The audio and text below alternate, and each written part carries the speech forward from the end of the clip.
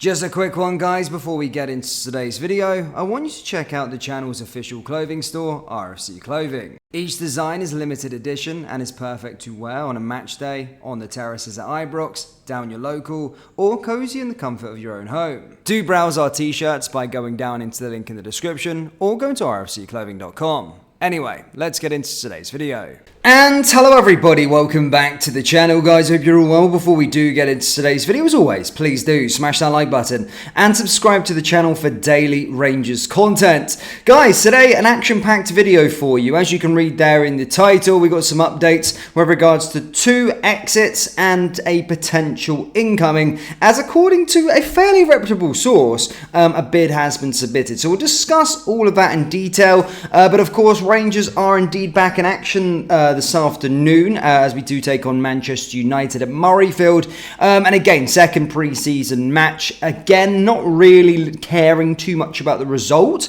However, I'm more, concerned about, starting to see, tactics change, all these kind of stuff, and players get fit and ready, and maybe a bit better performance than we had against Ajax Amsterdam. But with these early parts of pre-season, I don't really care too much about the result, and Manchester United just lost recently to Rosenborg, so we'll have to wait out and see with regards to that. There is a bit of team news ahead of that game, of course. Clement has come out and spoke with regards to Nico Raskin, of course. If you remember, he went off injured in the last game and basically stated that he'll be out for 5 to 6 weeks. He said he expected it to be worse, but it is still a really bad injury and a really bad time.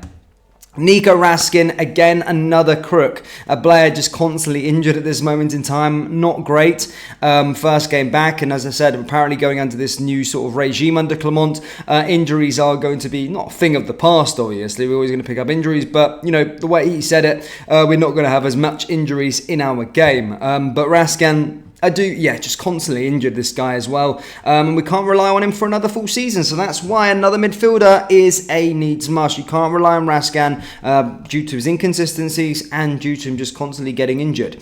A bit of news in regards to Hamza Igamane. There was a rumour circulating on social media stating that he was out for 4 months. That's not true. He basically stated that he's behind the others at the moment in terms of training, and he's first working with him individually to make him stronger and then put him into collective training. So, yes, he wasn't spotted in training with the rest of the team, but that's not because he was injured, it's because he's sort of getting up to sort of speed. So, don't listen to those rumours that were created with regards to Hamza Igamane. He is fine. Now, let's get into some transfer news. Now, the update that we have for you with regards to Tavernier first was from Fabrizio Romano, and that he stated that, of course, the official bid from Trabzonspor had been rejected. However, both teams are sort of working together to try and, bridge the gap to the valuation. 2 days ago, we broke you the news. Then, of course, Tavernier was a subject of interest, and an inquiry had been made by the Turkish club to get our captain. And since then, we've heard that personal terms aren't a problem.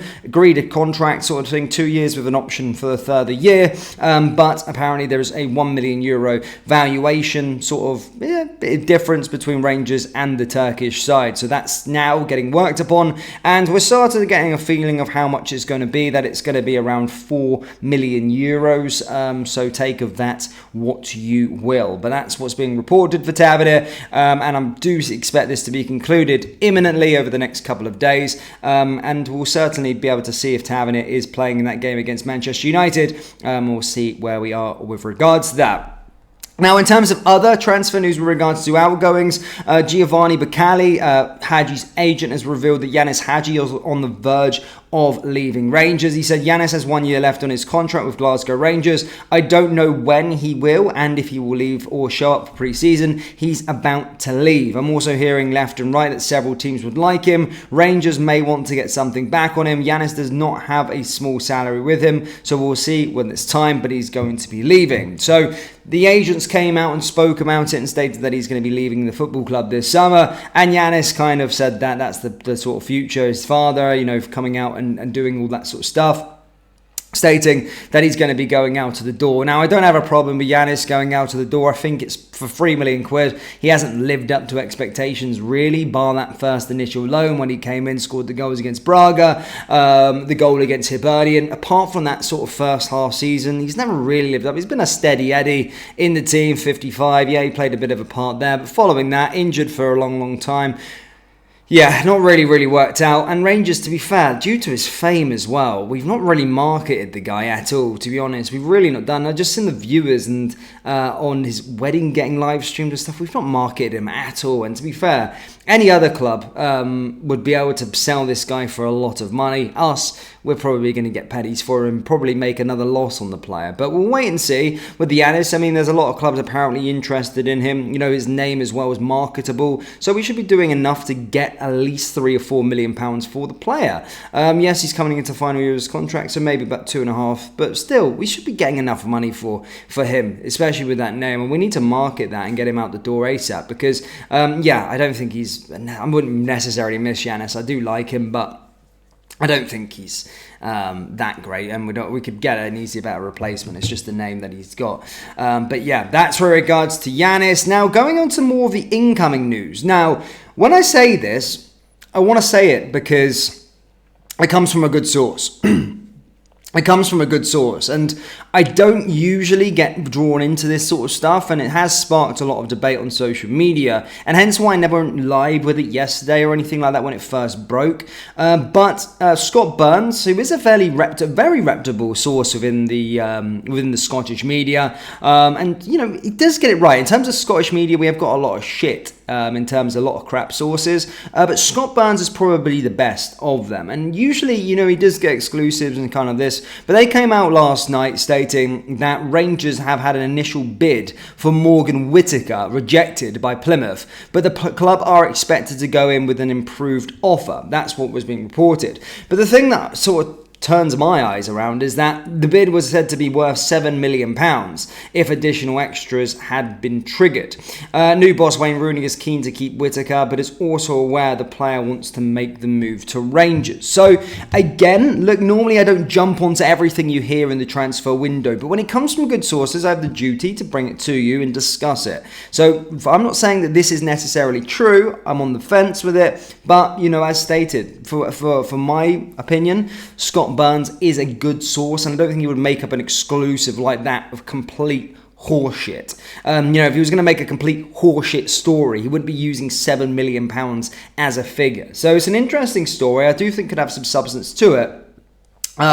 But obviously the questions, you know, have to start to begin. Do Rangers have £7 million to spend? What we've sort of heard over the last couple of weeks is that we haven't got £7 million to spend. So it is an interesting story, one to keep an eye on. But again, look, take it with a pinch of salt. I will tell you it's from a decent source in Scott Burns. But at the same time, you know, some things just don't add up with regards to it. So I'm not really sure about this one, but I brought it to you because it's a good enough source to bring to the table, genuinely. I wouldn't bring horse shit to the table.